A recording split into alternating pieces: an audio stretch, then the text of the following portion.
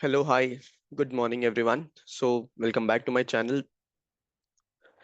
आज हम लोग जो पढ़ने वाला है वो न्यू इंडेस है। हमने इंट्रोडक्शन टू इंडेस जो है ना ऑलरेडी खत्म कर चुके हैं।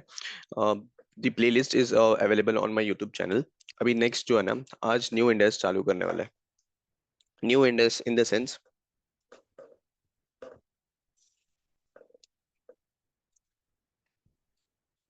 इंडेस 40, दैट इज इन्वेस्टमेंट प्रॉपर्टी।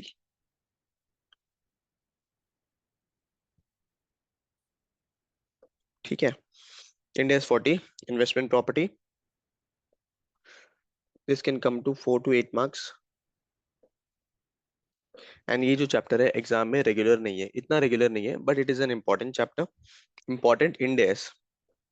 इसमें basically this is a base for the other indexes like India 16। फिर उसके बाद इंडिया 38 हुआ इंटेंजिबल का। इसका एक बेस चैप्टर है जहाँ पे हम सारा जो मेजरमेंट है, देन उसके बाद इनिशियल रिकग्निशन सब्सिक्वेंट रिकग्निशन कैसे करना है वो सीखेंगे। ठीक है। सो इन्वेस्टमेंट प्रॉपर्टी मतलब क्या है, what exactly investment property means. तो इंडिया ने स्पेसिफिकली दो चीज बताया कि इंडिया इन्वेस्टमेंट प्रॉपर्टी में क्या क्या आएगा। सबसे पहले चीज है, लिखना शुरू कर दो मेरे साथ नोट्स बनाने का।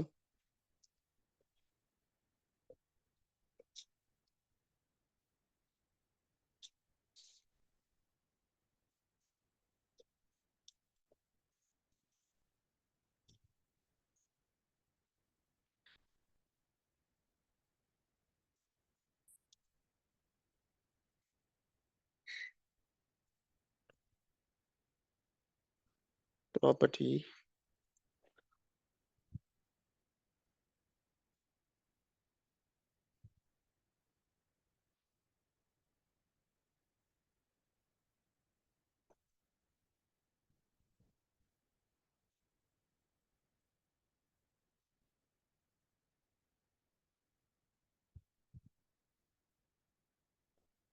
held for rental purpose, sorry, held for rental purpose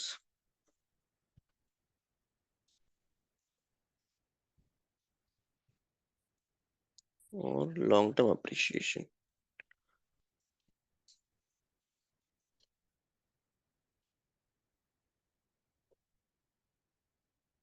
cool.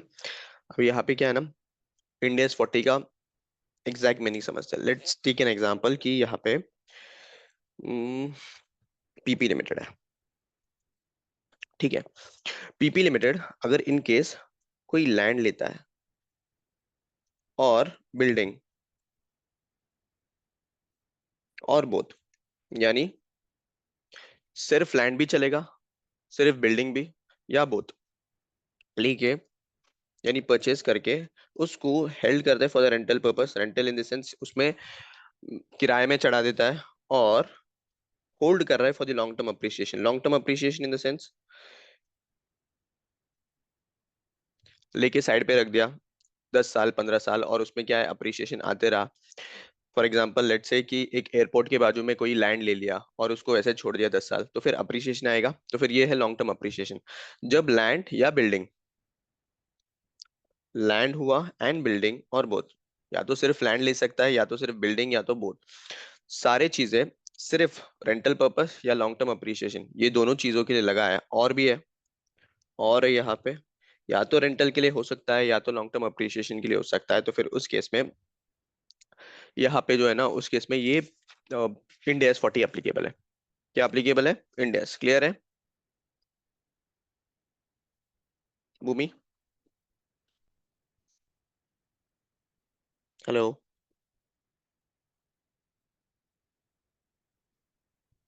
Clear है।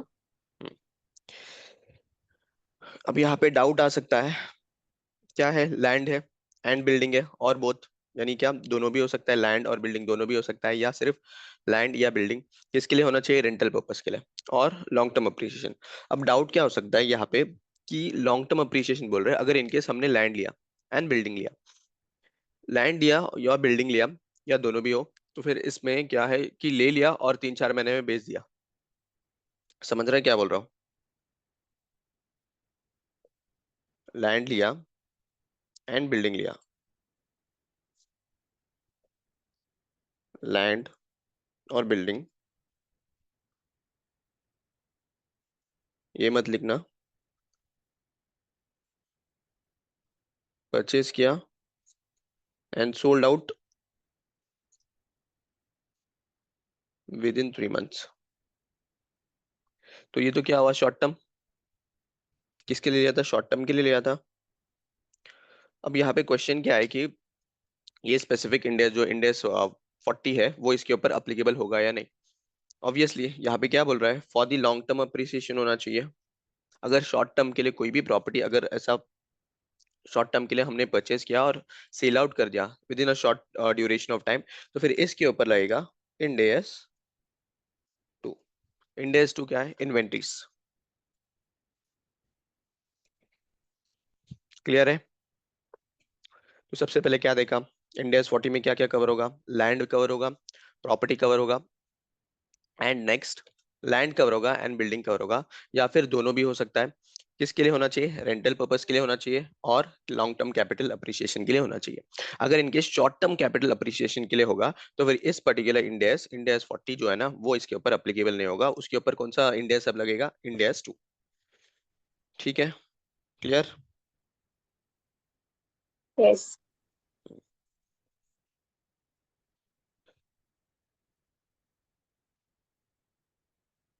यहाँ पे note,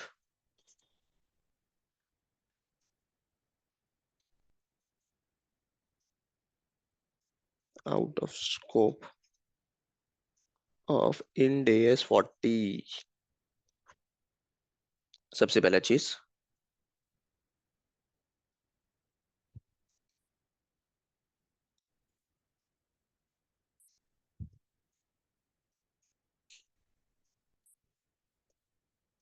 with the objective of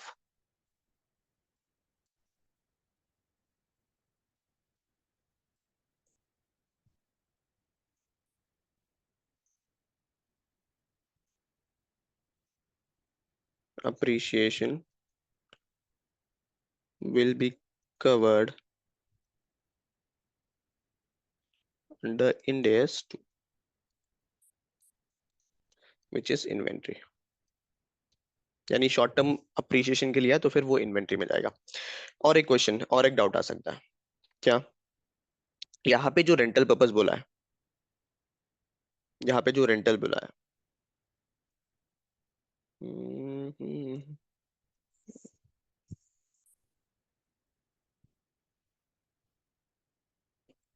हम्म, यहाँ पे रेंटल जो बोला है, रेंटल कोई भी प्रॉपर्टी से हो सकता है।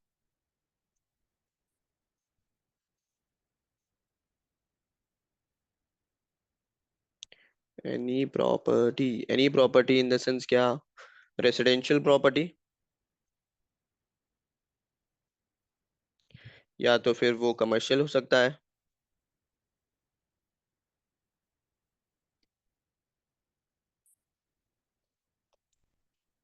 कोई भी प्रॉपर्टी हो सकता है for the purpose of rental. अब रेंटल दिया, समझो फॉर एग्जांपल जो भी ओनर है, यहाँ पे एक और एग्जांपल सेकेंड में, कि जो ओनर है उनके पास क्या है? लैंड है, बिल्डिंग है,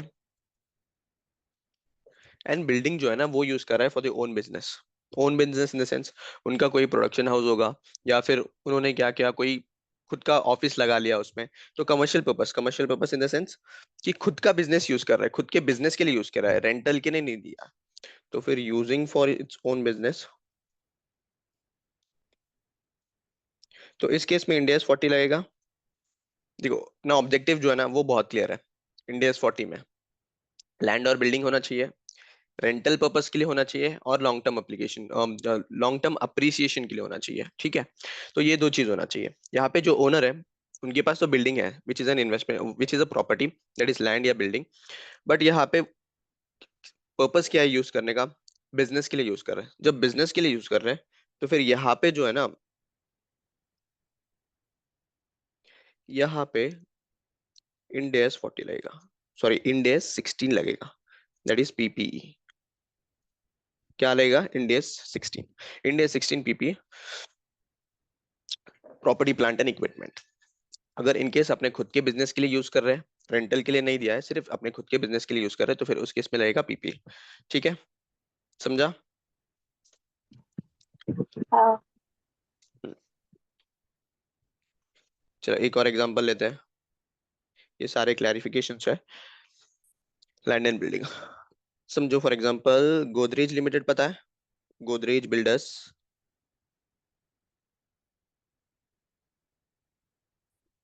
इनका काम क्या है?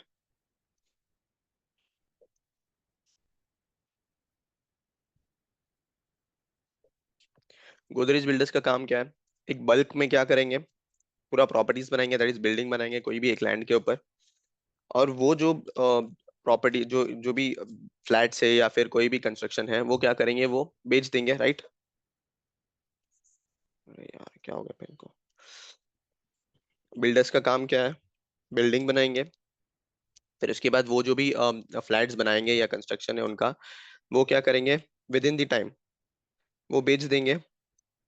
तो यहाँ पे क्या लगता है उनका ऑब्जेक्टिव क्या है? Short term appreciation, long term appreciation, rental, क्या है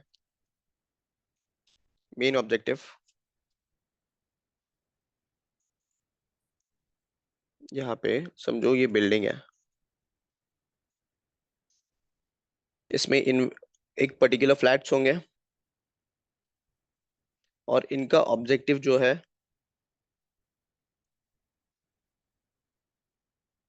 ऑब्जेक्टिव क्लियर है, कंस्ट्रक्ट करो and cell of.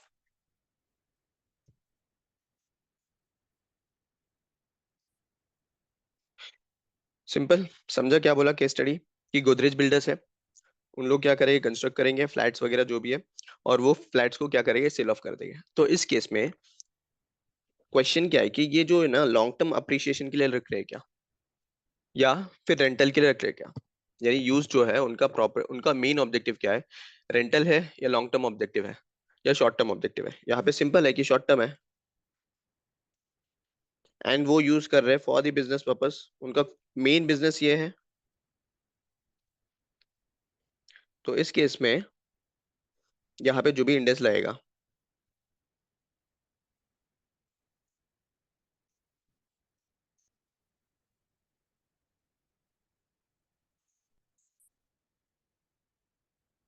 Index 2 will be applicable.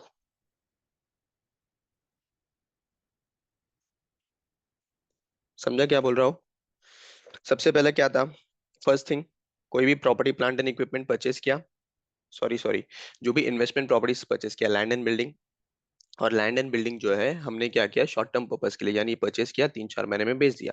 तो फिर उस केस में, उस पर्टिकुलर और केस में क्या आएगा, इंडेक्स टू एप्लीकेबल होगा। इंडेक्स टू क्या है, इन्वेंट्रीज के रिलेटेड है। सेकेंड चीज, अगर बिल्डिंग है एंड उसके बाद लैंड है, लैंड और बिल्डिंग है, लैंड और बिल्डिंग किसके लिए यूज कर रहे हैं, अपने खुद के बिजनेस के लिए यूज कर रहे हैं। अब खुद के बिजनेस के लिए यूज कर रहे हैं, तो फिर उस केस में इंडेक्स 16 लगेगा, that is PP, property plant and equipment. Then third case क्या था, बिल्डर्स जो है, बिल्डर्स जो बल्क में कंस्ट्रक्शन करते हैं, तो फिर उनका ऑब्जेक्टिव क्या होता है, कंस्ट्रक्ट करो, फिर उसके बाद उनका बेच दो, जो भी प्रॉपर्टी है वो बेच दो। तो फिर यहाँ पे इनका मेन ऑब्जेक्टिव क्या है, sale of the property, main objective, और शॉर्ट टर्म अप्रिसिएशन हो सकता है। तो फिर उसके लिए यहाँ पे इंडेक्स टू लगेगा एज पर द इन्वेंट्री। ठीक है, अब यहाँ पे नोट भी हो सकता है एक, समझो बिल्डर का जो इंटेंशन है,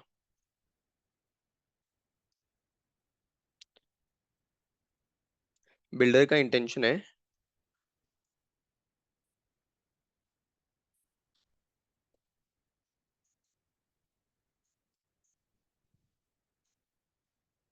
is to hold the property for long term appreciation और रेंटल। अगर बिल्डर का इंटेंशन है कंस्ट्रक्शन करेगा और उसके बाद वो रेंटल में चढ़ा देगा, या फिर उसका लॉन्ग टर्म अप्रिसिएशन का कुछ इरादा है, तो फिर उस केस में जो है ना, इसके ऊपर इन्वेस्टमेंट प्रॉपर्टी इंडेक्स 40 एप्लीकेबल होगा। तो इंटेंशन क्लियर होना चाहिए। इंटेंशन अगर रेंटल है और लॉन्ग टर्म अप्रिसिएशन है तो फिर इंड एस 40 लगेगा। अगर इंटेंशन क्या है, शॉर्ट टर्म है और उसके बाद उसको सेल ऑफ करना है तो फिर इन्वेंट्री लगेगा। अगर खुद के बिजनेस में यूज कर रहा है तो फिर उसके इसमें क्या लगेगा, इंड एस 16 पीपीई लगेगा। सिंपल, क्लियर है। Clear. देन नेक्स्ट एक और चीज देखते हैं। समझो प्रॉपर्टी लिया है, परचेज किया है लैंड एंड बिल्डिंग,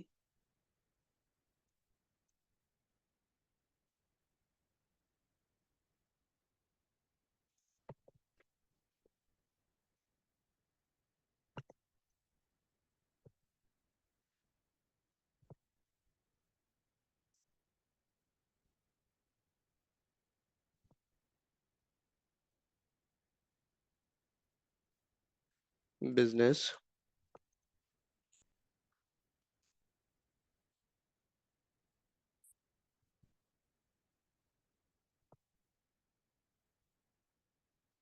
यहाँ पे क्या केस हो सकता है।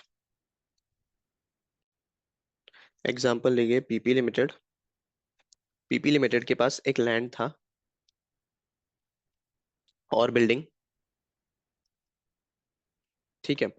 अब ये जो है ना लैंड और बिल्डिंग बिजनेस में यूज किया, ऑलरेडी बिजनेस में यूज कर रहा था, एंड अब इसको जो है ना हेल्ड फॉर सेल कर दिया। Held for cell in the sense, ये पर्टिकुलर बिल्डिंग को और लैंड को ये क्या किया, ready for sale, in ready for sale building या रेडी फॉर सेल प्रॉपर्टी कर दिया। तो इसका स्पेसिफिक इंडेक्स है इंडेक्स 105। यानी कि हमारे पास ऑलरेडी बिजनेस में कोई प्रॉपर्टी था और इसको हेल्ड फॉर सेल कर दिया।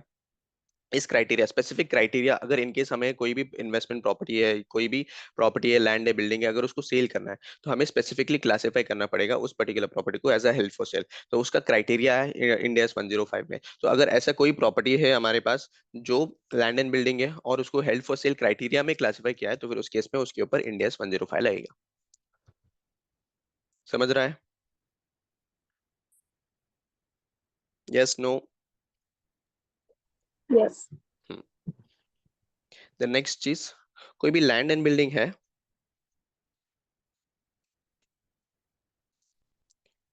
Use for extraction of,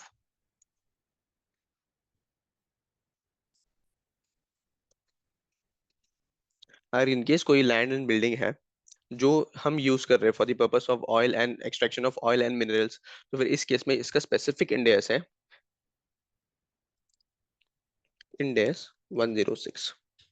index 106 इसके ऊपर एप्लीकेबल है। स्पेसिफिक इंडेक्स इन्वेस्टमेंट प्रॉपर्टी के अंडर नहीं आएगा, क्योंकि सिंपल है, हम किसके लिए यूज कर रहे हैं, हमारा जो ऑब्जेक्टिव है वो extraction of oil and minerals है। तो ऑब्जेक्टिव क्या होना चाहिए for the purpose of investment property, rental होना चाहिए एंड लॉन्ग टर्म अप्रिशिएशन होना चाहिए। अगर ये नहीं है तो फिर उस केस में इन्वेस्टमेंट प्रॉपर्टी का इंडेक्स 40 नहीं लगेगा, 106 लगेगा। सिंपल। Yes. हमारे पास लैंड है, लैंड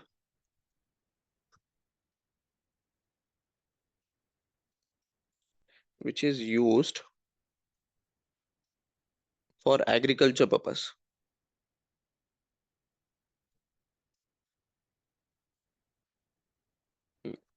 मेरे पास लैंड तो है, लेकिन वो लैंड जो है ना अब मैं यूज कर रहा हूँ for the purpose of agriculture. Agriculture मतलब पता है ना। अब एग्रीकल्चर के लिए जब यूज हाँ. करेंगे इसका स्पेसिफिक इंडेक्स है, दैट इज इंडेक्स 41। समझ रहे हो? तो ऑब्जेक्टिव यहाँ पे क्या है, मेरा ऑब्जेक्टिव क्लियर है कि मेरा जो ऑब्जेक्टिव है मैं क्या किस में यूज कर रहा हूँ, एग्रीकल्चर पर्पस के लिए यूज कर रहा हूँ। तो अगर एग्रीकल्चर पर्पस के लिए यूज कर रहा हूँ तो फिर उस केस में इंडेक्स 41 लगेगा। सिंपल। तो यहाँ पे ये डिफरेंट डिफरेंट केसेस है जहाँ पे लैंड एंड बिल्डिंग दोनों भी हो गए या फिर एक होगा कोई, लेकिन उनका इंटेंशन अलग है। इंटेंशन क्या होना चाहिए हमारा, लॉन्ग टर्म अप्रिशिएशन के लिए होना चाहिए या तो रेंटल पर्पस के लिए होना चाहिए। अगर लॉन्ग टर्म अप्रिशिएशन नहीं है या रेंटल पर्पस के लिए नहीं है तो फिर वो स्पेसिफिक इंडेक्स में जाएगा। अब उसका क्या क्या केसेस देखिए। सबसे पहले क्या केस दिखा है कि अगर in case land and building purchase किया for the short term appreciation, अगर शॉर्ट टर्म अप्रिशिएशन के लिए परचेस किया तो फिर उस केस में जाएगा वो इन्वेंट्री में, इंडेक्स 2 में। सेकेंड चीज, अगर खुद के बिजनेस में यूज कर रहा हूं, मैं खुद के बिजनेस के लिए यूज कर रहा हूँ, जो भी लैंड है प्रॉपर्टी है मेरे खुद के बिजनेस के लिए, तो फिर उस केस में वो किस में जाएगा, पीपीई इंडिया 16 में जाएगा। थर्ड चीज, जो बिल्डर्स है, रियल एस्टेट कंपनी है, वो क्या करेगा, वो कंस्ट्रक्ट करता है और सेल ऑफ करता है प्रॉपर्टीज। तो उनका इंटेंशन देखना है हमें, इंटेंशन क्या है। अगर रेंटल पर्पस है, लॉन्ग टर्म अप्रिशिएशन है, तो फिर इन्वेस्टमेंट प्रॉपर्टी लगेगा।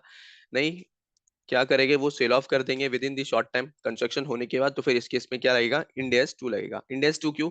क्योंकि for a business, for real estate company, वो जो पर्टिकुलर फ्लैट है या फिर कोई भी रो हाउस है, जो भी है, वो इन्वेंट्री है, उन्होंने मतलब उन लोगों के लिए इन्वेंट्री है, तो फिर उस केस में इंड एस 2 लगेगा। सिंपल। देन नेक्स्ट चीज, अगर इनकेस प्रॉपर्टी और लैंड एंड बिल्डिंग है, कोई भी लैंड एंड बिल्डिंग है, और वो लैंड एंड बिल्डिंग किसके लिए यूज किया मैंने, मैंने यूज किया मिनरल और या कोई ऑयल एक्सट्रैक्शन के लिए यूज किया, तो फिर उस केस में इंड एस 106 लगेगा। थर्ड चीज, कोई भी लैंड एंड बिल्डिंग है, अगर मैं इन जो भी लैंड है वो एग्रीकल्चर पर्पस के लिए यूज कर रहा हूँ, तो फिर वो एग्रीकल्चर पर्पस के लिए एक स्पेसिफिक इंड एस है, इंड एस 41, तो फिर इंड एस 41 में वो अप्लीकेबल होगा। सिंपल। क्लियर है यहाँ तक? कुछ डाउट है? No, no, clear. हम्म, तो क्या होना चाहिए, प्लांट, लैंड होना चाहिए, बिल्डिंग होना चाहिए, या दोनों भी होना चाहिए, जिसके लिए रेंटल पर्पस के लिए एंड लॉन्ग टर्म अप्रिशिएशन। अब रेंटल जो है ना, वो किसके लिए भी हो सकता है, रेसिडेंशियल, और फिर उसके बाद कमर्शियल हो सकता है, फिर उसके बाद कोई भी नेचर का हो सकता है, इंडस्ट्रियल नेचर का हो सकता है, कोई भी नेचर। लेकिन हमारे हमने क्या किया, उसको रेंट आउट किया है फॉर एनी पर्पस, मतलब हमने किसी को रेंट आउट किया है, और वो पर्टिकुलर पर्सन कुछ भी यूज करता हो, बिजनेस के लिए यूज करता हो, कुछ भी होना, अपना इंटेंशन क्या है, रेंटल पर्पस हुआ, तो फिर इन्वेस्टमेंट इंड एस 40 रहेगा, इन्वेस्टमेंट प्रॉपर्टी। क्लियर?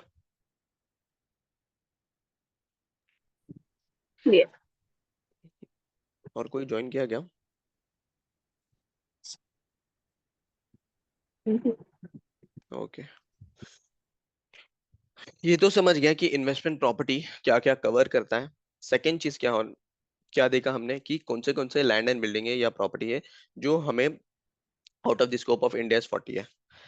नेक्स्ट आएगा, अब रेंटल बोल रहे हैं। जब रेंटल करके कुछ वर्ड आता है, तो फिर उस केस में लीज कंसेप्ट एक आ जाता है, लीज कंसेप्ट बीच में आ जाता है। लीज कंसेप्ट इंटर में भी कवर किया है, अब यहाँ पे इंडिया 116 लीज कंसेप्ट कवर करता है, तो फिर यहाँ पे हमें देखना है कि रिलेशनशिप बिटवीन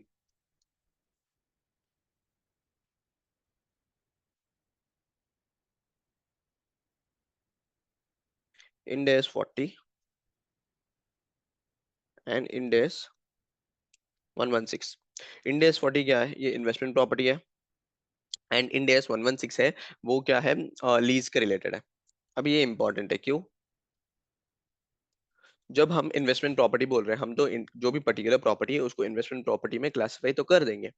देन उसके बाद रेंटल पर्पस, अब ये रेंटल जो है ना, उसको कैसा हम अकाउंट फॉर करेंगे।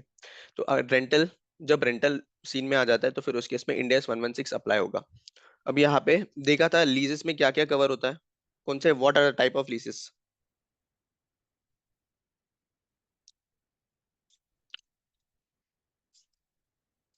हाँ, नॉर्मली दो लीज होता है, ऑपरेटिंग लीज, देन नेक्स्ट होता है फाइनेंस लीज।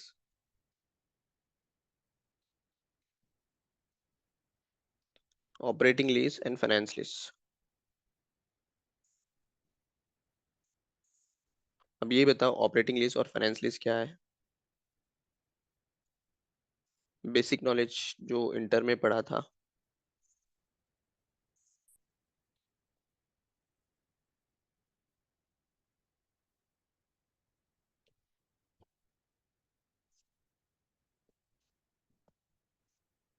हम्म, नहीं याद है। नहीं याद है, ठीक है। तो सबसे पहले चीज operating lease.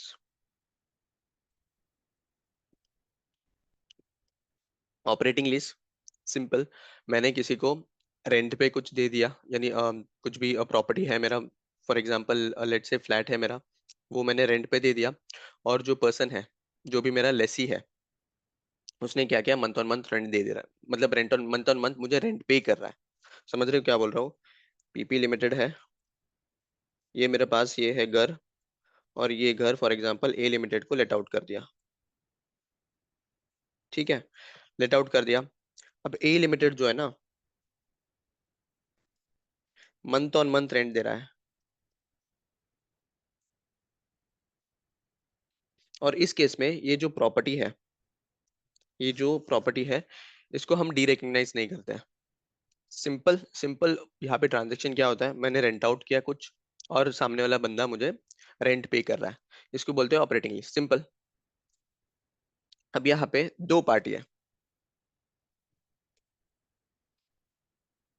PP limited who is lessor and A limited who is Lesi.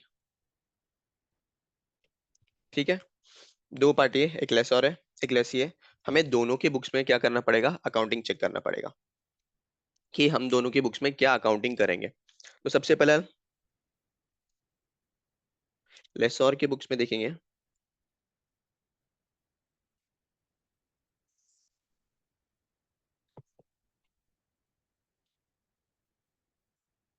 ये जो है ना ओनर हुआ प्रॉपर्टी का,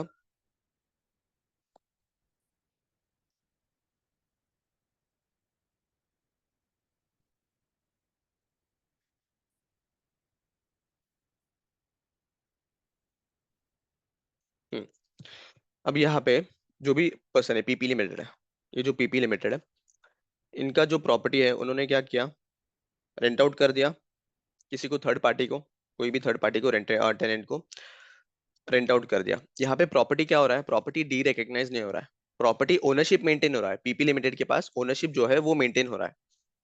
तो उस केस में ये जो पर्टिकुलर पीपी लिमिटेड है वो जो इन्वेस्टमेंट के लिए, ये जो इन्वेस्टमेंट प्रॉपर्टी है, एक मिनट, हाँ, इन्वेस्टमेंट प्रॉपर्टी उसके ऊपर अप्लाई करेगा इंड एस 40।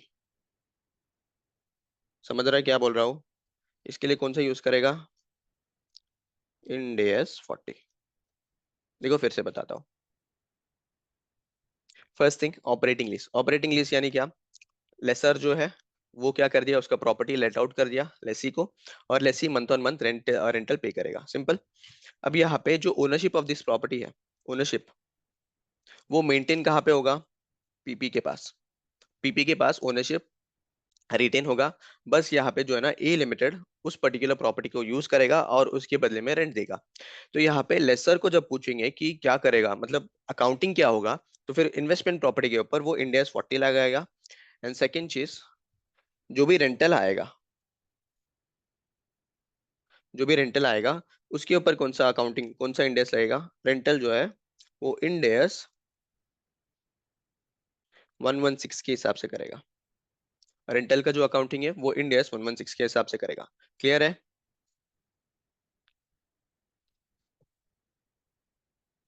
डाउट है फिर से समझ। बताओ। अब यहाँ पे आ गया हम लेसी, सॉरी, यहाँ पे आ गया लेसी। लेसी कौन है, ही इज अ टेनेंट जो प्रॉपर्टी को यूज कर रहा है, बराबर। अब लेसी क्या होगा कि उसके पास तो प्रॉपर्टी का राइट्स नहीं आया, सिर्फ क्या कर रहा है, प्रॉपर्टी को यूज कर रहा है, उसका जो ओनरशिप है वो मेंटेन किया है पीपी के पास। तो उसके पास कुछ इन्वेस्टमेंट प्रॉपर्टी है क्या, नहीं है, राइट। इसके पास जो है ना, नहीं। इसके पास कुछ प्रॉपर्टी नहीं है। तो जब प्रॉपर्टी नहीं है तो फिर इंडेक्स 40 लगाने का कुछ ऑप्शन आता है या कुछ है, नहीं है ना। उसके पास जब प्रॉपर्टी ही नहीं है तो फिर उस केस में इन्वेस्टमेंट जो भी इंडेक्स 40 है वो लगाने का कुछ सेंस ही नहीं बनता है, तो इंडेक्स 40 नहीं लगेगा प्रॉपर्टी के ऊपर। लेकिन जो भी रेंटल पे करेगा ये अकाउंट फॉर करेगा एज पर इंडेक्स 116। समझ रहा है क्या बोल रहा हूँ। दो चीजें यहाँ पे, सबसे पहला चीज, पीपी लिमिटेड है, पीपी लिमिटेड का जो प्रॉपर्टी है, जो भी उसका घर है या जो भी प्रॉपर्टी है, उसने क्या किया, रेंट आउट कर दिया किसको, ए लिमिटेड को। अब ए लिमिटेड के पास सिर्फ राइट्स क्या है कि वो प्रॉपर्टी को यूज करे और उसके बदले में रेंट पे करे, सिंपल। देन नेक्स्ट चीज, मंथली रेंट पे करेगा। अब यहाँ पे ओनरशिप किसके पास रिटेन हो रहा है, पीपी लिमिटेड के पास। जब ओनरशिप पीपी लिमिटेड के पास रिटेन हो रहा है तो फिर उस केस में उस पर्टिकुलर प्रॉपर्टी के ऊपर, इन्वेस्टमेंट प्रॉपर्टी के ऊपर कौन सा इंडेक्स कर लगाएगा, इंडेक्स 40।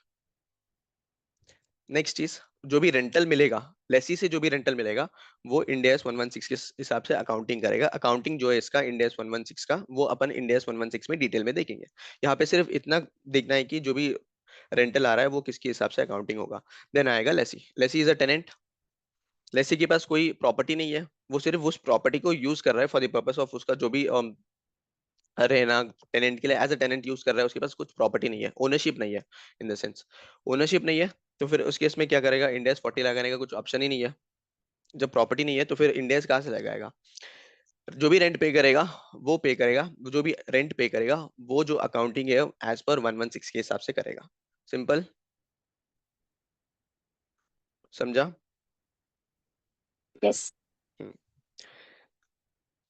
देन होगा फाइनेंस लीज।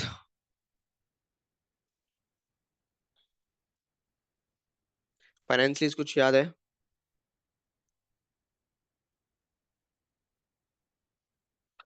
सिंपली यहाँ पे समझो, फॉर एग्जांपल यहाँ पे same limited, PP limited example, इनका कुछ प्रॉपर्टी है, उन्होंने क्या किया, लीज आउट किया या रेंटल में लगाया, ए लिमिटेड को दिया। अब ए लिमिटेड को जब दिया यहाँ पे एज अ फाइनेंस लीज दिया। फाइनेंस लीज का डेफिनेशन हम तो पढ़ेंगे किसमें, इसका डिटेल डेफिनेशन इंड एस 116 में पढ़ेंगे। बट यहाँ पे सिंपली फाइनेंस लीज समझो कि जो भी ओनरशिप राइट्स है, जो भी ओनरशिप राइट्स है पीपी लिमिटेड का, वो ट्रांसफर होगा ए लिमिटेड के पास। यानी पीपी लिमिटेड क्या करेगा, उसका जो प्रॉपर्टी जब फाइनेंस लीज दे देता है तो फिर उस केस में जो प्रॉपर्टी है उसको डी रिकग्नाइज करेगा। एंड कौन रिकग्नाइज करेगा, ए लिमिटेड जो भी लेस है वो रिकग्नाइज करेगा। देखते हैं क्या करना है। ठीक है, ये तो रेंटल पे करेगा ही। यहाँ पे पीपी लिमिटेड क्या करेगा, डी रिकग्नाइज द प्रॉपर्टी। क्यों? क्योंकि जो भी ओनरशिप राइट्स है वो ट्रांसफर होगा ए लिमिटेड को।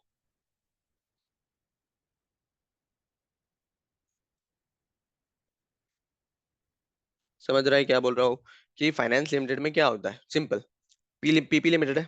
यहाँ पे जो ओनर था उनके पास कुछ प्रॉपर्टी था, वो प्रॉपर्टी हमने किसी को लीज पे दे दिया। वो लीज कौन सा है, फाइनेंस लीज। अब फाइनेंस लीज में ये है कि स्पेसिफिक प्रोविजन है, जब फाइनेंस लीज करते हैं तो फिर ये जो प्रॉपर्टी के राइट्स है, ओनरशिप राइट्स है, ओनरशिप राइट्स ट्रांसफर होता है लेसी के ऊपर। लेसी के पास चले जाते हैं जो भी ओनरशिप राइट्स है। ये ओनर है, या बोलो लेसोर, एंड ये लेसी। जो भी राइट्स है वो किसके पास जाएगा, ए लिमिटेड के पास जाएगा, प्रॉपर्टी राइट्स। तो अब यहाँ पे लेसोर के बुक्स में क्या करेंगे, चेक करेंगे कि इन्वेस्टमेंट प्रॉपर्टी एग्जिस्ट कर रहा है क्या। हम्म, इन्वेस्टमेंट प्रॉपर्टी एग्जिस्ट कर रहा है? नहीं। नहीं ना। लेसोर विल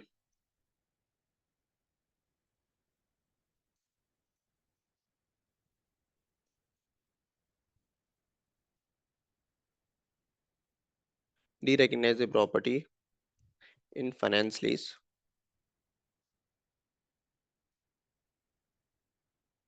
अब यहाँ पे जब इन्वेस्टमेंट ये जो है ना फाइनेंस लीज जब कर रहा है, यहाँ पे जब प्रॉपर्टी ही नहीं है तो इंड एस 40 लगेगा क्या? नहीं। Will not be applicable, simple.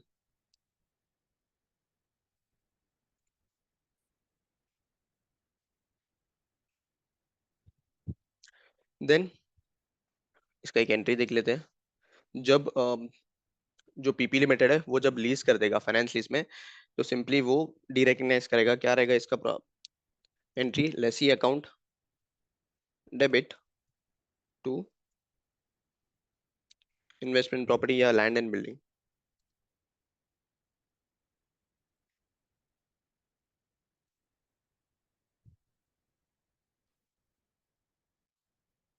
Entry का लॉजिक क्या है, सिंपल है। मेरा इन्वेस्टमेंट जो है वो असेट है। असेट जब भी मेरा असेट इन द बिजनेस आएगा उसको डेबिट करेंगे।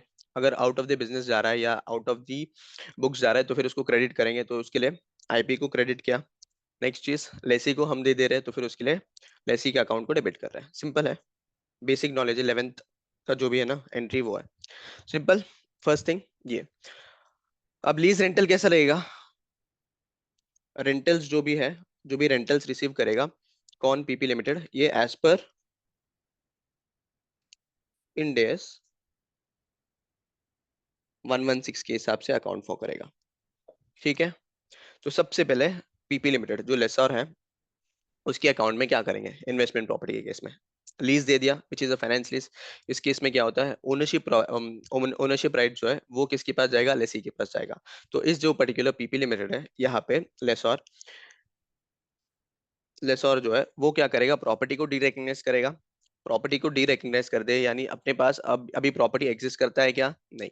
जब प्रॉपर्टी एग्जिस्ट नहीं करता है तो फिर उस केस में इन्वेस्टमेंट प्रॉपर्टी का जो इंडेक्स है वो लगेगा ही नहीं। और जो भी रेंटल रिसीव करेगा लेसी से, वो किसके बेसिस में अकाउंटिंग करेगा? वो basis in the basis of 116, index 116 के हिसाब से अकाउंटिंग फॉर करेगा। ठीक है, समझा ये पार्ट? हाँ क्लियर। देन नेक्स्ट चीज, अब लेसी के केस में क्या होगा? लेसी क्या हुआ? अज्यूम्ड ओनर हुआ, बराबर। करेक्ट। हम्म, यानी क्या? जो भी प्रॉपर्टी का ओनरशिप राइट है वो किसके पास आ गया? लेसी के यहाँ पे आ गया, लेसी के पास आ गया। अब लेसी क्या करेगा? लेसी का इंटेंशन चेक करना पड़ेगा मुझे, क्या है लेसी का इंटेंशन। अगर उसके ओन बिजनेस में यूज कर रहा है, खुद के बिजनेस में यूज कर रहा है, लेसी अगर खुद के बिजनेस में यूज कर रहा है तो उस केस में क्या लगेगा? कौन सा इंडेक्स लगेगा? अभी देखा था हमने ऊपर, अगर खुद के बिजनेस में यूज कर रहे हैं तो कौन सा इंडेक्स लगेगा? Index 16 would be applicable. 60।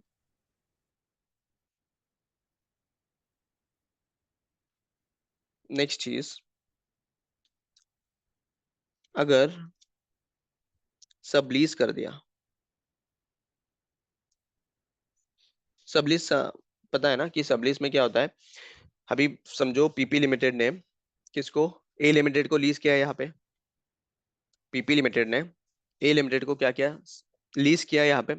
अगर ए लिमिटेड किसी और को और थर्ड पार्टी को अगर लीज करता है सेम प्रॉपर्टी तो फिर उसको बोलते हैं सबलीज। ए लिमिटेड अगर इनकेस कोई दूसरा पार्टी को अगर लीज कर देता है ये प्रॉपर्टी या रेंटल में दे देता है तो फिर उसको बोलते हैं सबलीज। सिंपल। सबलीज। अपना सेशन एंड हो रहा है, इसके बाद एक और सेशन ऑन करना पड़ेगा, यानी इस नेक्स्ट सेशन में डिस्कस करेंगे सबलीज का। तो अब जो भी हमने किया है वो समझा है ना, इन्वेस्टमेंट प्रॉपर्टी का? Yes, no? हाँ। कुछ डाउट है? यस। नो। सिंपल है। फर्स्ट थिंग, ये जो लेसी वाला जो है ना वो रिवाइज कर लेते हैं। Lessee would be an assumed owner. अब लेसी का इंटेंशन चेक करना पड़ेगा, उसका खुद के बिजनेस में यूज कर रहा है या सब लीज कर रहा है। अगर खुद के बिजनेस में यूज कर रहा है तो फिर इंडिया 16 लगेगा। सब लीज का अपन देखते हैं अभी। ठीक है, एक और मीटिंग का सेशन मुझे भेज देना ओके। ग्रुप में, then will join after 5 minutes. ठीक है, ओके। ओके।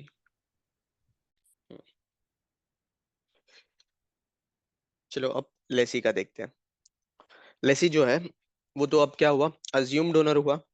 अज्यूम्ड ओनर है। अब लेसी का इंटेंशन देखना है मुझे कि लेसी का इंटेंशन क्या है? खुद के बिजनेस में यूज कर रहा है या सबलीज कर रहा है? खुद के बिजनेस में यूज कर रहा है तो फिर क्या होगा? इंडिया 16 अप्लीकेबल होगा। अगर सबलीज क्या है? सबलीज इन द सेंस आगे रेंटल के लिए दिया है तो फिर उस केस में क्या अप्लीकेबल होगा? उस केस में मुझे देखना पड़ेगा जो सामने वाला बंदा है, सबलीज जो क्या है वो ऑपरेटिंग लीज क्या है या फिर फाइनेंस लीज क्या है। ठीक है, अगर ऑपरेटिंग किया है, अगर ऑपरेटिंग किया है तो फिर क्या होगा? हमने देखा था ऑपरेटिंग लीज में क्या है? प्रॉपर्टी डी रिकग्नाइज नहीं होता है। सिंपल। जो ओनर है वो क्या करता है? टेनेंट को रेंटल के लिए दे देता है, रेंटल रिसीव करता है। तो सिंपली तो फिर इस केस में क्या होगा? इंडिया 40 एप्लीकेबल होगा।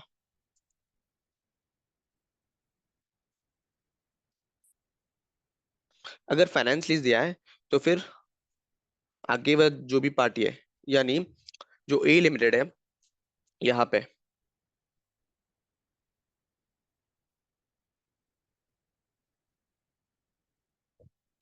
ये जो ए लिमिटेड है उसने जिसको सबलीज किया है वो फाइनेंस लीज है, समझो। वो फाइनेंस लीज, अब ये जो बंदा है इसका इंटेंशन चेक करने का है, चेक करना पड़ेगा कि वो खुद के बिजनेस के लिए यूज कर रहा है या फाइनेंस लीज या फिर लीज पे दे रहा है, उसका इंटेंशन चेक करना पड़ेगा। अगर इसने फॉर एग्जांपल खुद के बिजनेस में यूज कर रहा है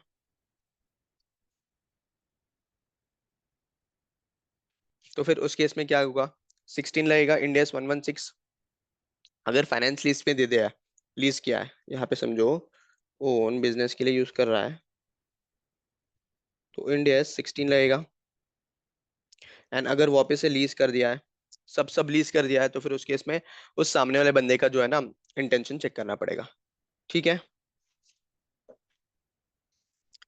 इसका इंटेंशन देखना है मुझे, ये ऑपरेटिंग है या फाइनेंस है। ऑपरेटिंग है तो फिर इंडियस 40 रहेगा, फाइनेंस है तो फिर आगे चेक करना पड़ेगा मुझे कि क्या कर रहा है। सिंपल, फिर से बताओ। देखो क्या हुआ, फर्स्ट थिंग पीपी लिमिटेड था जो ओनर ऑफ द प्रॉपर्टी था, उसने क्या कर दिया, फाइनेंस लीज कर दिया ए लिमिटेड को। अब ए लिमिटेड अज्यूम्ड ओनर हुआ एंड पीपी लिमिटेड क्या करेगा, डी रेकग्नाइज करेगा उसका प्रॉपर्टी। अब जब डी रेकग्नाइज करेगा तो फिर उस केस में उसके बुक्स में प्रॉपर्टी नहीं है, जो भी लैंड है बिल्डिंग है, तो फिर उस केस में क्या होगा, इंडियस 40 एप्लीकेबल नहीं होगा। जो भी रेंटल आएगा, रेंटल रिसीव करेगा लेसी से, तो फिर वो उसके ऊपर किस कौन सा इंडियस लगेगा, 116, राइट। देन अभी लेसी जो है वो रिकग्नाइज करेगा प्रॉपर्टी को, he is an assumed owner. Assumed owner जब हुआ तो फिर जो भी मेरा लेसी है उसका इंटेंशन चेक करना पड़ेगा whether it is for is own business purpose और सब लीज क्या है। अगर ओन बिजनेस पर्पस है तो फिर इंडिया 16 लगेगा। अगर सब लीज है तो फिर मुझे चेक करना पड़ेगा कि क्या है, ऑपरेटिंग लीज है या फाइनेंस लीज है।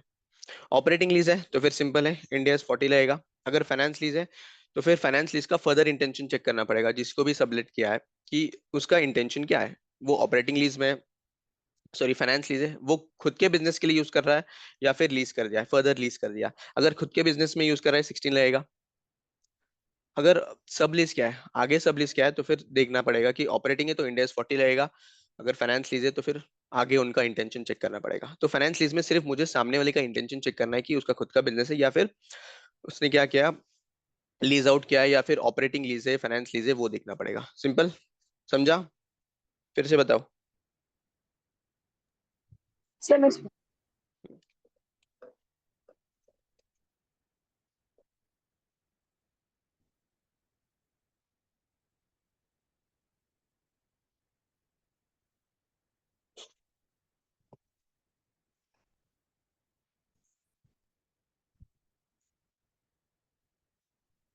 For the nature of investment property. तो क्या क्या देखा था हमने अभी तक। सबसे पहला इन्वेस्टमेंट प्रॉपर्टी। इन्वेस्टमेंट प्रॉपर्टी जो है इसमें दो चीज कवर्ड है, लैंड, बिल्डिंग और बोथ। लैंड, बिल्डिंग और बोथ किसके लिए यूज करना चाहिए, या तो रेंटल के लिए होना चाहिए या तो लॉन्ग टर्म अप्रिसिएशन के लिए होना चाहिए। अब यहाँ पे रेंटल कोई भी हो सकता है, रेसिडेंशियल हो सकता है, कमर्शियल हो सकता है, इंडस्ट्रियल हो सकता है, कुछ फर्क नहीं पड़ता। रेंटल पे दिया है एंड लॉन्ग टर्म अप्रिसिएशन है तो फिर उस केस में इन्वेस्टमेंट प्रॉपर्टी में कवर होगा। अगर इनकी शॉर्ट टर्म अप्रिसिएशन है तो फिर उस केस में जो है ना, इंडियस 40 अप्लीकेबल नहीं होगा, इंडियस 2 अप्लीकेबल होगा। सिंपल। देन सेकंड चीज, रियल एस्टेट कंपनी है और उसका जो इंटेंशन है into sale into the future, मतलब फ्यूचर में सेल कर देगा जो भी प्रॉपर्टी है, तो फिर उस केस में वो क्या लगेगा, इंडियस 2 लगेगा। देन नेक्स्ट चीज, अगर इनकेस जो भी इन्वेस्टमेंट प्रॉपर्टी है वो इन्वेस्टमेंट प्रॉपर्टी हम क्या किसके लिए यूज कर रहे हैं, हम खुद के बिजनेस पर्पस के लिए यूज कर रहे हैं, तो फिर उस केस में इंडिया 16 लगेगा, पीपीई। देन आगे देखा था हमने कि अगर वो हेल्ड फॉर सेल कैटेगरी में क्लासिफाई किया तो फिर 105 लगेगा, और मिनरल ओर्स और ऑयल के लिए यूज कर रहा है तो फिर उस केस में इंडेस 106 लगेगा। ये हमने अलग अलग क्लासिफिकेशन देखा थी, लैंड एंड बिल्डिंग ही है, बट कब इन्वेस्टमेंट प्रॉपर्टी का इंडेस उसके ऊपर लगेगा, कब दूसरा इंडेस उसके ऊपर लगेगा, ये देखा था। फिर उसके बाद हम क्या देखा था कि रिलेशनशिप बिटवीन इंडेस 40 एंड 116, जो अभी हमने डिटेल में समझा है। ठीक है, अब इसमें बहुत सारे वेरियस इश्यूज आ रहे थे, किसमें, इन्वेस्टमेंट प्रॉपर्टी में। जो भी मेरा प्रॉपर्टी है,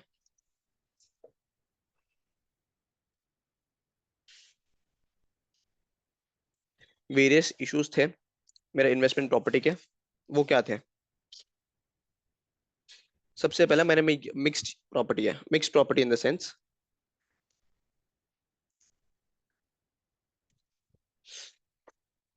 समझो मेरा प्रॉपर्टी है, बिल्डिंग है,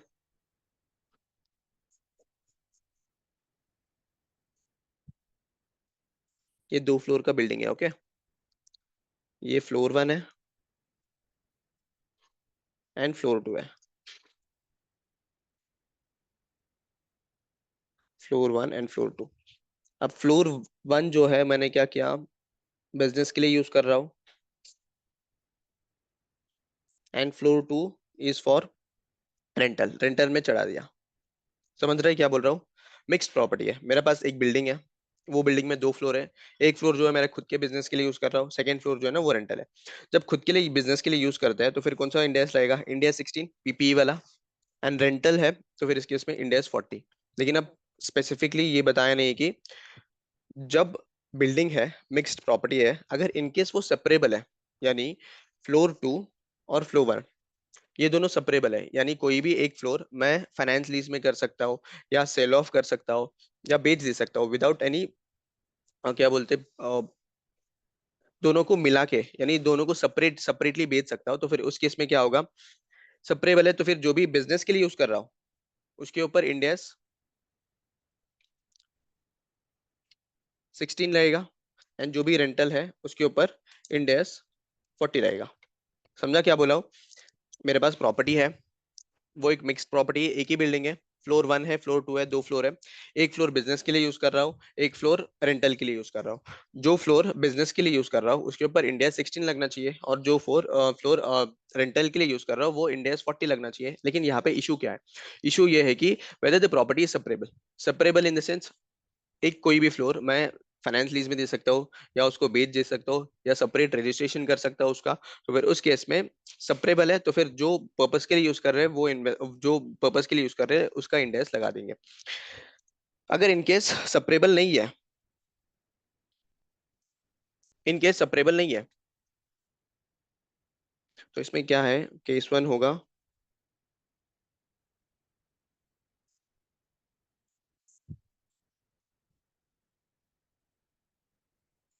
केस 1 होगा सेपरेबल। सेपरेबल है तो अप्लाई रिस्पेक्टिव इंडेक्स,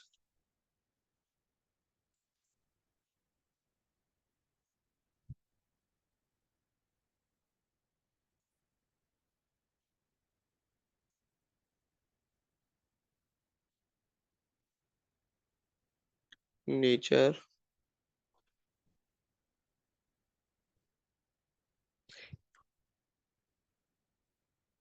केस 2 क्या होगा? इन केस,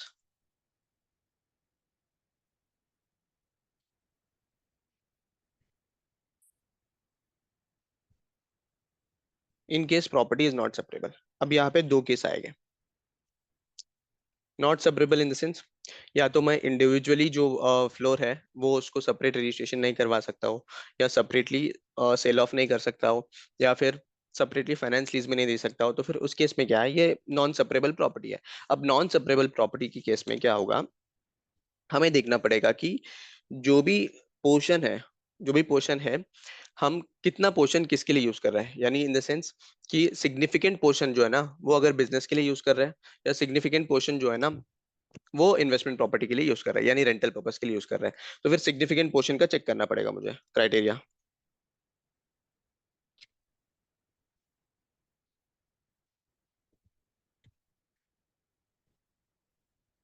इन केस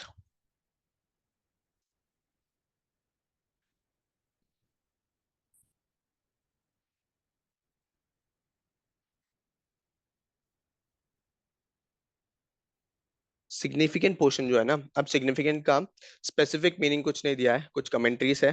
तो उसके बेसिस में सिग्निफिकेंट पोर्शन हम क्या डिफाइन करते हैं, 20%। अगर 20% या उससे ज्यादा हम अगर बिजनेस में यूज कर रहे हैं तो फिर इस पर्टिकुलर केस में हम क्या अप्लाई करेंगे, इंडेस 116, सॉरी इंडेस 16 यूज करेंगे, पीपी। ठीक है। अगर सिग्निफिकेंट पोर्शन हम वो जो प्रॉपर्टी का सिग्निफिकेंट पोर्शन हम किसके लिए यूज कर रहे हैं, यूज कर ले for the purpose of business, तो फिर उस केस में इंडिया 16 लग रहा।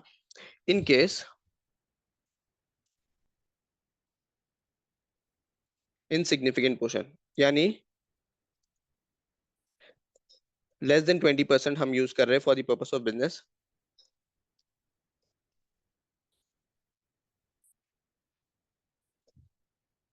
तो उस केस में यहाँ पे लगेगा इंडिया इज 40। तो सिंपल है क्या, मेरे पास एक प्रॉपर्टी है, मिक्स्ड प्रॉपर्टी है। अब ये मिक्स्ड प्रॉपर्टी के केस में क्या हो रहा है कि सबसे पहले चीज देखूंगा कि वेदर इट इज सेपरेबल और नॉट। सेपरेबल है तो फिर उस केस में क्या होगा, स्पेसिफिक इंडेक्स लगा दो। रेंटल के लिए तो फिर index 40, and own business purpose है तो फिर 16 लगा दो, सिंपल। अगर इनकेस इनसेपरेबल है, यानी क्या कि मैं सेपरेटली बेच नहीं सकता हूँ, फाइनेंस लीज में नहीं सकता हूँ, नहीं दे सकता हूँ, या फिर उसको रजिस्टर नहीं कर सकता हूँ सेपरेटली, तो फिर उस केस में मुझे चेक करना पड़ेगा कि सिग्निफिकेंट पोर्शन मैं बिजनेस में यूज कर रहा हूँ या नहीं। अगर सिग्निफिकेंट पोर्शन जो है ना वो बिजनेस के लिए यूज कर रहा हूँ, तो उसके ऊपर क्या रहेगा, इंडिया 16। अगर सिग्निफिकेंट इनसिग्निफिकेंट पोर्शन यूज कर रहा हूँ तो फिर उस केस में क्या रहेगा, इन्वेस्टमेंट 40, सॉरी इंडिया 40। समझा, फिर से समझाऊं, ये जो है ना समझ ट्वेंटी गया। परसेंट ये जो है ना 20% है सिग्निफिकेंट पोर्शन वाला क्राइटेरिया। ठीक है, लेट्स से कंपनी है,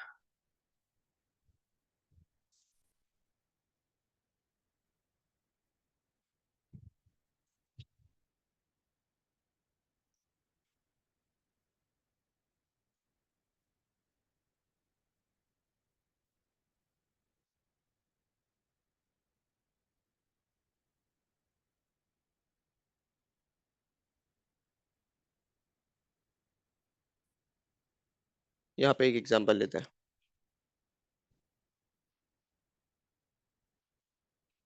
पीपी लिमिटेड है, पीपी लिमिटेड का प्रॉपर्टी है, समझो building,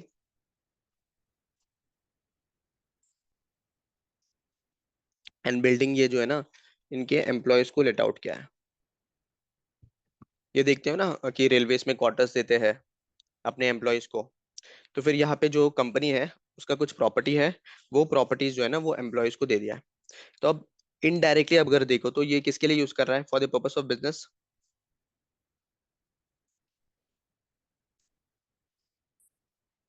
for the purpose of business है, बराबर है ना।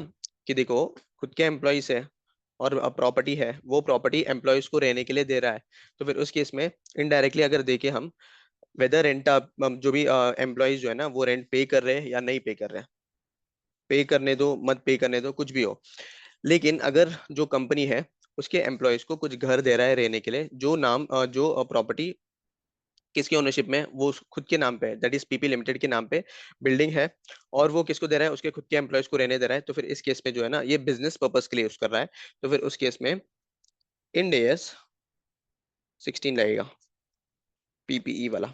क्यों, क्योंकि खुद के बिजनेस के लिए यूज हो रहा है, सिंपल।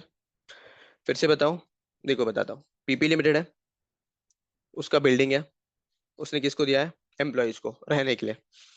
अब पीपी लिमिटेड के एम्प्लॉयज को फ्री ऑफ कॉस्ट दे, या फिर रेंटल चार्ज करे, या डिस्काउंटेड रेंटल चार्ज करे, कुछ भी चार्ज करो, एक्स अमाउंट चार्ज करने दो, तो फिर इस केस में इनडायरेक्टली हम देखें तो फिर पीपी लिमिटेड का इंटेंशन क्या है कि वो जो प्रॉपर्टी है वो यूज कर रहा है for the purpose of business, तो फिर उस केस लिए इंडिया 16 अप्लीकेबल होगा। ठीक है,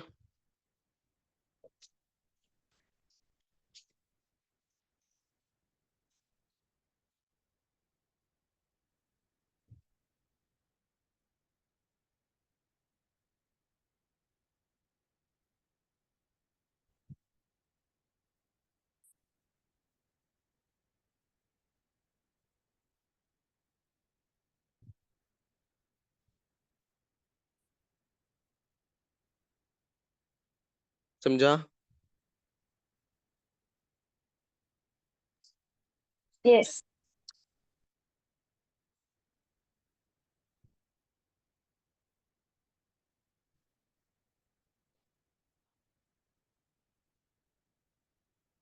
यहाँ पे क्या है, पीपी लिमिटेड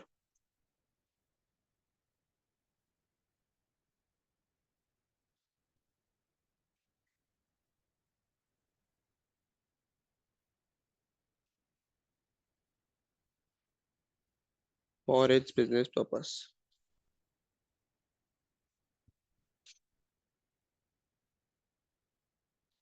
तो फिर इस केस में इंडिया 16 आएगा।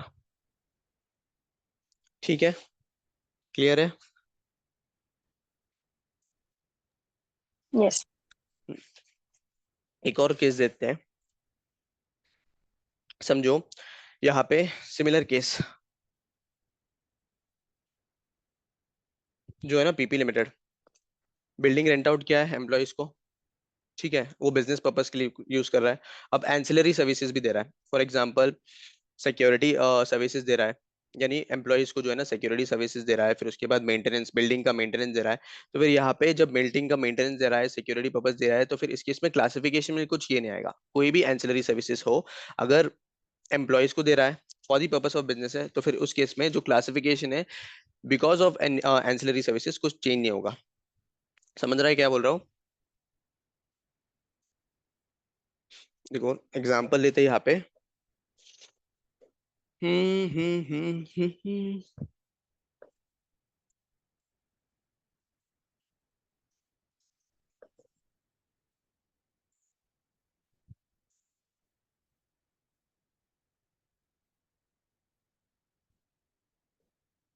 पीपी लिमिटेड है, पहले ये वाला जो एग्जांपल है ना, इसकी मैं दबाओ।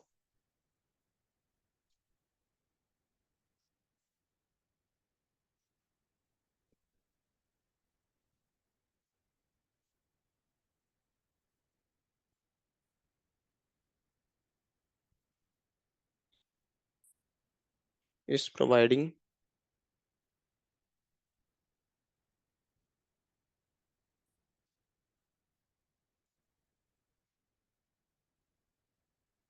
ancillary services to its employees।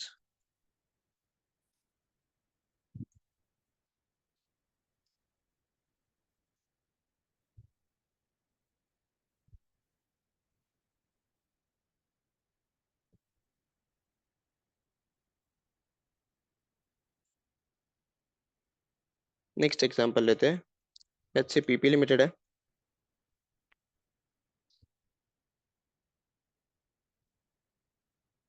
इसने लेट आउट किया है उसका प्रॉपर्टी टू ए लिमिटेड, साथ में क्या क्या दे रहा है, सिक्योरिटी सर्विसेज,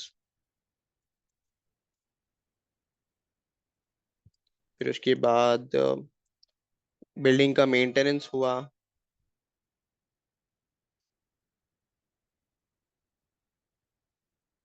बिल्डिंग का मेंटेनेंस सर्विसेज हुआ,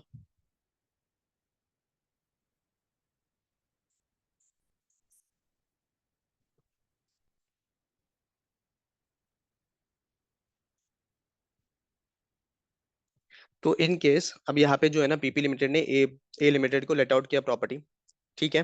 तो लेट आउट का प्रॉपर्टी देगा था हमने, अगर for the long term appreciation और रेंटल है, तो फिर इस केस में कौन सा आएगा, इंड एस 40 आएगा। तो ये जो एडिशनल सर्विस प्रोवाइड कर रहा है, एडिशनल सर्विस प्रोवाइड कर रहा है विच इज एंसिलरी, तो हम इसको क्लासिफाई नहीं कर सकते कि फॉर द बिजनेस पर्पस ये प्रोवाइड कर रहा है, सिक्योरिटी सर्विसेज हुआ, मेंटेनेंस ऑफ द बिल्डिंग हुआ, ये हम ऐसा क्लासिफाई नहीं कर सकते कि वो फॉर द बिजनेस पर्पस कर रहा है, ये तो एंसिलरी सर्विसेज है। ये जो सारे एक्सपेंसेस कॉस्ट है वो जाएगा पीएनएल में, जो भी सारे एक्सपेंसेस है, एंसिलरी सर्विसेज, सिक्योरिटी सर्विसेज हुआ, मेंटेनेंस सर्विसेज हुआ। हेलो। हम्म। सिक्योरिटी सर्विस हुआ, मेंटेनेंस सर्विस हुआ, तो फिर ये जो है ना ये पीएनएल में चार्ज ऑफ करेंगे हम।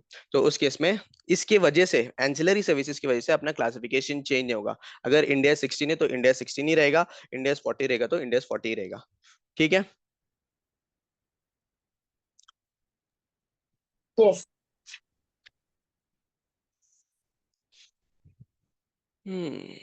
लेस, अब फॉर एग्जांपल है लैंड विद अनडिटरमाइंड यूज्ड।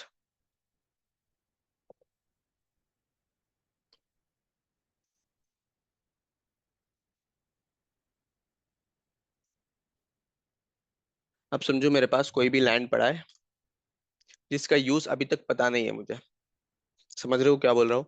मेरे पास लैंड है, जिसका यूज पता नहीं, सिर्फ ऐसा ही है, वेकेंट लैंड है, उसमें ना एग्रीकल्चर चल रहा है ना फिर कुछ उसमें कंस्ट्रक्शन करने की कुछ इरादा इरादा है या फिर रेंटल देने का इरादा है, कुछ भी नहीं है, सिर्फ ऐसा ही वेकेंट पड़ा है। लेकिन उसका यूज मुझे पता नहीं, इंटेंशन पता नहीं। जब ऐसा कोई भी लैंड ऐसा पड़ा है without any intention to use, ना तो बिजनेस के लिए यूज कर रहा हूँ, ना तो एग्रीकल्चर पर्पस के लिए यूज कर रहा हूँ, ना तो और कोई पर्पस के लिए यूज कर रहा हूँ, तो फिर इस केस में क्या होगा कि वो जो पर्टिकुलर प्रॉपर्टी है उसको क्लासिफाई करेंगे as per Ind AS, Ind AS 40, that is investment property. वो जो पर्टिकुलर अनडिटरमाइंड यूज लैंड है उसके ऊपर क्या अप्लीकेबल होगा, इंडेस 40।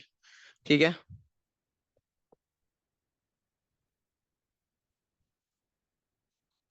इफ एन एंटिटी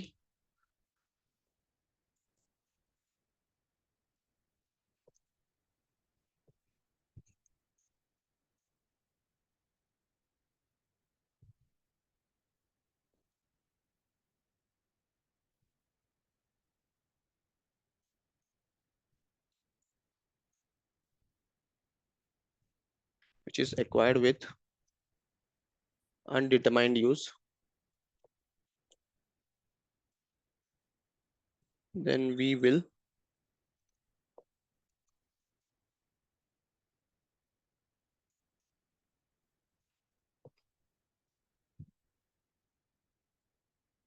समझा यहाँ तक? कुछ डाउट्स है?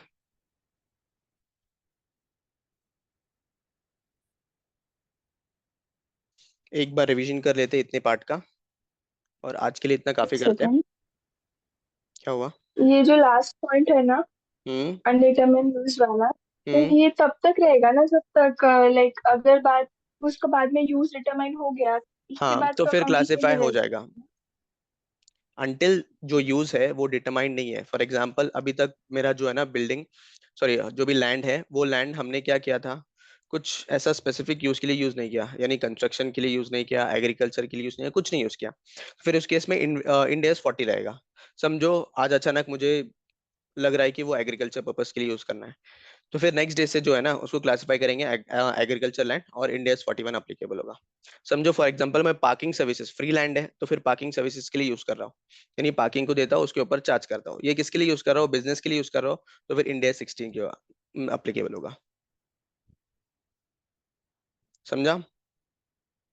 तो जब तक यस। सब जब तक उसका यूज डिटरमाइंड नहीं है तब तक जो है ना इंडिया 40 अप्लीकेबल होगा। जब अगर इन्वेस्टमेंट जो भी इन्वेस्टमेंट प्रॉपर्टी का क्राइटेरिया है कि वो लैंड जो है वो हम रेंटल के लिए यूज कर रहे हैं, देन जो है ना हम क्या कर रहे हैं वो लॉन्ग टर्म अप्रिसिएशन के लिए लगा रहे हैं, तो फिर इंडेस 40 अप्लीकेबल होगा। अगर दूसरा कोई यूज है, फॉर एग्जांपल एग्रीकल्चर है या फिर उसमें कंस्ट्रक्ट करूंगा और सेल ऑफ करूंगा, तो फिर वो स्पेसिफिक इंडेस है ना वो अप्लीकेबल होना स्टार्ट होगा। ठीक है। कुछ डाउट हाँ और? yes। नहीं। एक लास्ट टाइम ये रिवाइज करते हैं, फिर आज के लिए इतना काफी करते हैं, कल से क्वेश्चंस चालू करेंगे। ठीक है। तो ओके। सिंपल है ये कि एज खत्म हो गया? नहीं नहीं नहीं, बहुत सारा है, और आज के लिए अच्छा ये ठीक जो कंटेंट है वो इनाफ है बोल रहा हूँ। है। ओके। इन्वेस्टमेंट प्रॉपर्टी इंडेस 40 कब अप्लीकेबल होगा, लैंड या बिल्डिंग, लैंड या बिल्डिंग या बोथ, तीनों भी केसेस हो सकता है, सिर्फ लैंड हो सकता है, सिर्फ बिल्डिंग हो सकता है, सिर्फ दोनों भी हो सकता है, लैंड एंड बिल्डिंग दोनों भी हो सकता है। तो फिर अगर ये दोनों है और रेंटल पर्पस के लिए यूज कर रहे हैं, एंड नेक्स्ट चीज जो है ना, अब किसके लिए यूज कर रहा है, लॉन्ग टर्म अप्रिशिएशन के लिए इनकेस यूज कर रहा है, तो फिर उस केस में इंडेस 40 अप्लीकेबल है। अब यहाँ पे इसमें अलग अलग केसेस देखे थे ना हमने, क्या? एक सबसे पहला केस था अगर हमने ओन बिजनेस के लिए यूज कर रहे थे, किसके लिए, ओन बिजनेस के लिए, तो फिर उस केस में क्या लगेगा,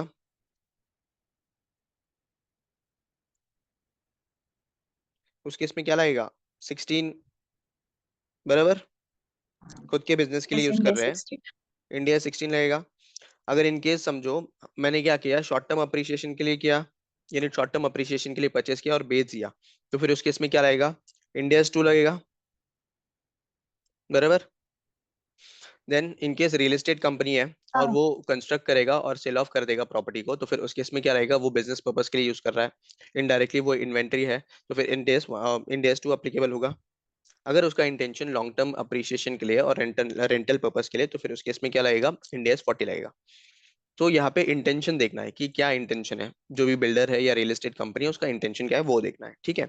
अगर कोई भी लैंड एंड बिल्डिंग मैंने बिजनेस में यूज किया था और उसको क्या किया, हेल्ड फॉर सेल क्राइटेरिया में क्लासिफाई किया, जब हेल्ड फॉर सेल क्राइटेरिया में क्लासिफाई किया तो फिर उसके ऊपर स्पेसिफिक इंडेक्स है, इंडेक्स 105, तो फिर वो लगेगा, simple. Then extraction of oil and minerals है, अगर इसके लिए यूज कर रहे हैं तो फिर 106 लगेगा। एग्रीकल्चर पर्पस के लिए यूज कर रहे हैं तो फिर 41। तो फिर यहाँ पे स्पेसिफिकली हमने देखा कि इन्वेस्टमेंट प्रॉपर्टी कौन से केसेस में इन्वेस्टमेंट प्रॉपर्टी लगेगा, इंडियस 40, या कौन से केसेस में अदर इंडियस लेंगे स्पेसिफिक, ठीक है। उसके बाद रिलेशनशिप देखा था कि इंडियस 40 एंड 116 जो है ना, इनका रिलेशनशिप क्या है। जब रेंटल केस में आएगा, रेंटल सीन में आएगा, तो रेंटल के केस में कैसे करेंगे हम, लीजेस के इंडियस 116 अप्लाई करेंगे रेंटल के केस में। अब यहाँ पे दो चीज है, एक ऑपरेटिंग लीज, एक फाइनेंस लीज। ऑपरेटिंग लीज है तो सिंपल उसमें क्या करते हैं, ओनर होगा एंड लेसी होगा, लेसोर और लेसी। लेसोर क्या करेगा, लेसी को क्या, अरे लेसी को क्या जो है फ्लैट है वो रेंट पे दे देगा और मंथली रेंटल रिसीव करेगा। अब यहाँ पे ओनरशिप मेंटेन होगा, जब ओनरशिप मेंटेन होगा जो इन्वेस्टमेंट प्रॉपर्टी है उसके ऊपर इंडेक्स 40 रहेगा और रेंटल अकाउंट फॉर करेगा as per index 116। Then lessee जो टेनेंट है, टेनेंट के पास कुछ ओनरशिप राइट्स नहीं है तो फिर उस केस में इंडेक्स 40 कुछ नहीं लगा सकता हो, बस जो भी रेंटल पे करेगा वो इंडेक्स 16 के हिसाब से अकाउंट फॉर करेगा। देन आएगा फाइनेंस लीज। फाइनेंस लीज में क्या होता है कि जो लेसोर है, लेसोर क्या करेगा, डी रिकग्नाइज करेगा अपना प्रॉपर्टी को, जो भी ओनरशिप राइट्स है, ओनरशिप राइट्स है वो जाएगा लेसी के पास। जब ये लेसोर डी रिकग्नाइज करेगा इन्वेस्टमेंट प्रॉपर्टी को, तो इंडेक्स 40 अप्लीकेबल नहीं होगा क्योंकि उसके पास प्रॉपर्टी नहीं है। जो भी रेंटल रिसीव करेगा वो एज पर इंडेक्स 116 अप्लाई करेगा, इंडेक्स 116 के हिसाब से अकाउंट फॉर करेगा। देन नेक्स्ट चीज लेसी। लेसी जो है वो प्रॉपर्टी को रिकग्नाइज करेगा। अब ये जो है ना वो रिकग्नाइज अज्यूम्ड ओनर हुआ। अब अज्यूम्ड ओनर है तो फिर उस केस में उसका इंटेंशन चेक करना है। इंटेंशन क्या है, अगर उसके खुद के बिजनेस के लिए यूज कर रहा है तो फिर इंडेक्स 16 लगेगा। अगर कोई दूसरा सबलीज कर रहा है यानी आगे और रेंटल पे दे रहा है तो फिर वो आगे रेंटल में कौन से इस पे दे रहा है, ऑपरेटिंग लीज में दे रहा है, फाइनेंस लीज में दे रहा है। ऑपरेटिंग दे रहा है तो फिर उस केस में इंडेक्स 40 आएगा, बराबर। और फाइनेंस लीज में दे रहा है तो फिर उस केस में आगे चेक करना पड़ेगा जो फाइनेंस लीज किया है तो उसका इंटेंशन क्या है, कि जो सामने वाला बंदा है वो बिजनेस में यूज करेगा या फिर क्या करेगा, उसको आगे और सबलीज करेगा। अगर बिजनेस में यूज करेगा 16 रहेगा, अगर आगे सबलीज करेगा, ऑपरेटिंग लीज है तो 40 रहेगा। और आगे फाइनेंस सबलीज किया, फाइनेंस लीज किया है तो फिर उसके इसमें आगे पर्सन का जो भी इंटेंशन है वो चेक करना पड़ेगा, तो फिर यहाँ पे ये बढ़ता जाएगा फाइनेंस लीज में, ठीक है। फिर हमने वेरियस इशू देखा था मिक्स प्रॉपर्टी का, जिसमें प्रॉपर्टी सेपरेबल है। अगर प्रॉपर्टी इज सेपरेबल तो फिर उस केस में रिस्पेक्टिव इंडेक्स एप्लीकेबल होगा। अब अगर प्रॉपर्टी सेपरेबल नहीं है तो फिर मुझे देखना पड़ेगा कि सिग्निफिकेंट पोर्शन किस में यूज हो रहा है, बिजनेस में यूज हो रहा है या इन्वेस्टमेंट प्रॉपर्टी। तो मुझे यहाँ पे सिग्निफिकेंट पोर्शन जो देखना है वो बिजनेस के पॉइंट ऑफ व्यू से देखना है।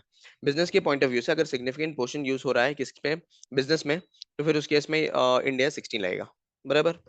अगर इनसिग्निफिकेंट पोर्शन जो है ना वो यूज हो रहा है बिजनेस पर्पज के लिए तो फिर इंडिया 40 लगेगा।